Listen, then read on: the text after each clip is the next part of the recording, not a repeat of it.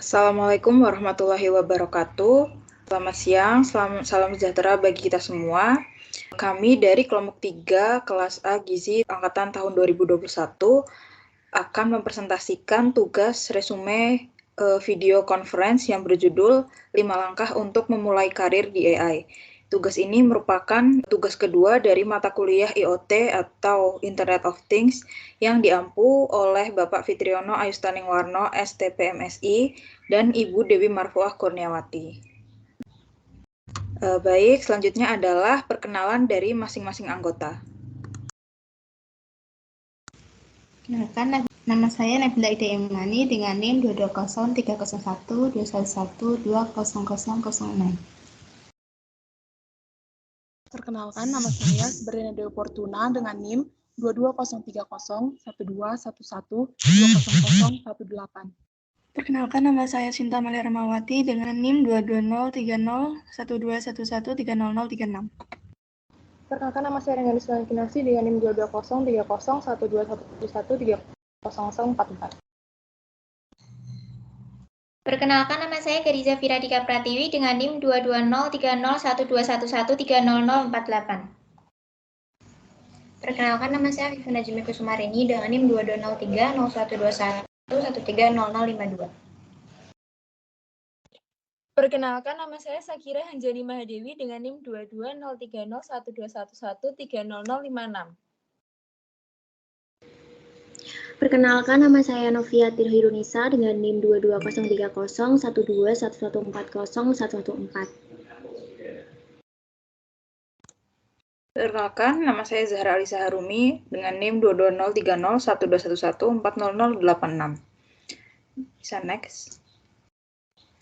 Ini adalah video conference yang kami tonton. Kami menonton video conference ini pada hari Senin tanggal 21 Maret 2022 jam 10 malam hingga jam 11 malam. Ya, durasinya sekitar kurang lebih 1 jam. Dan conference ini dihadiri oleh 5 orang. Yang pertama adalah Louis Stewart sebagai host atau pembawa acara. Kemudian dengan 4 narasumber, yakni ada Sheila, Kate, Timu, dan David. Selanjutnya akan dimulai presentasi oleh rekan-rekan yang lain. 5 langkah untuk memulai karir di AI atau Artificial Intelligence. Yang pertama ialah networking and mentorship, yang kedua mencari pengalaman, yang ketiga mengembangkan soft skill, keempat mencari alasan atau motivasi, dan yang terakhir menetapkan tujuan. Langkah yang pertama yaitu networking and mentorship. Mencari mentor merupakan salah satu hal yang penting untuk memulai karir di Artificial Intelligence. Hal ini dikarenakan dengan memiliki mentor kita bisa memiliki banyak manfaat. Yang pertama ialah meningkatkan rasa percaya diri, kemudian memotivasi diri sendiri, membantu mempelajari hal baru, dan juga memecahkan masalah dan menghadapi kesulitan. Membangun relasi juga tak kalah penting dengan mencari mentor untuk memulai karir di Artificial Intelligence.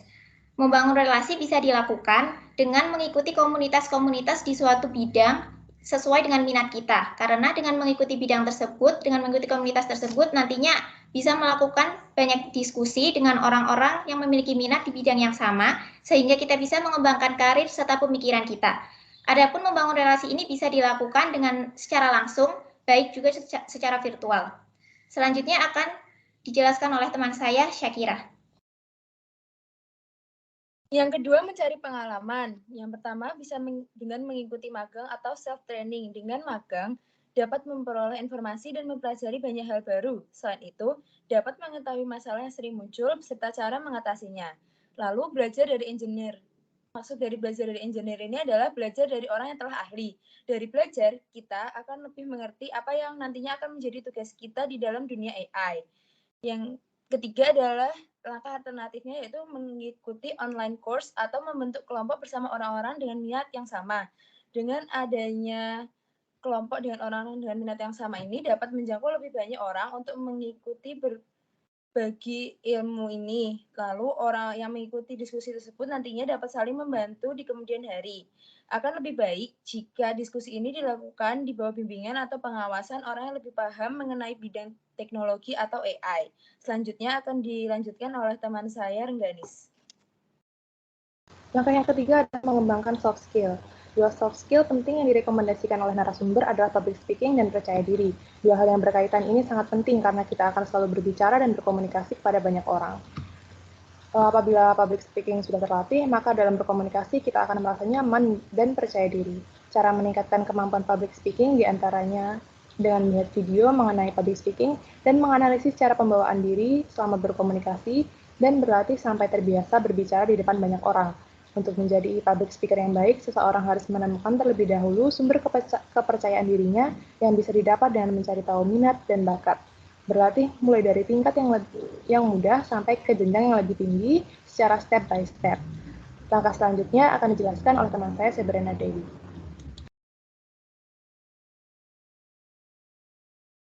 Baiklah, step yang keempat adalah mencari alasan atau motivasi. Tiap orang memerlukan alasan untuk mendorongnya melakukan sesuatu.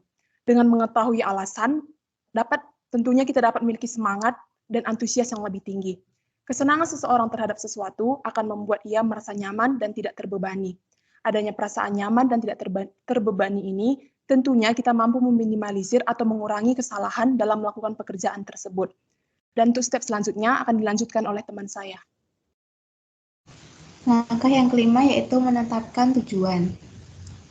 Poin pertama yaitu fokus terhadap apa yang ingin didalami.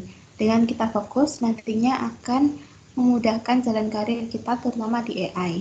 Karena AI memiliki banyak bidang dan kita harus mampu menentukan bidang apa yang ingin didalami dan mencari cara untuk mempelajarinya. Bidang yang kita pilih tersebut tentunya harus sesuai dengan keahlian yang dimiliki. Dengan mengikuti hal tersebut, kita dapat lebih fokus dan meminimalisir kebingungan kita dalam mempelajari AI.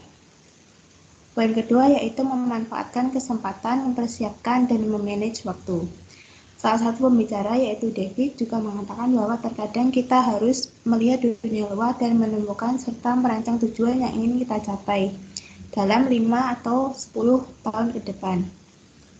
Kerangka kerja yang dapat membantu kita saat meniti karir di AI yaitu dengan berpikir bahwa kesuksesan sebagai suatu titik di angkasa di mana kesempatan dan persiapan bertemu di waktu yang tepat. Oleh karena itu, kita harus memiliki persiapan yang matang sehingga jika nantinya kita mendapatkan suatu kesempatan yang datang di suatu waktu, kita sudah siap dan dapat mencapai kesuksesan.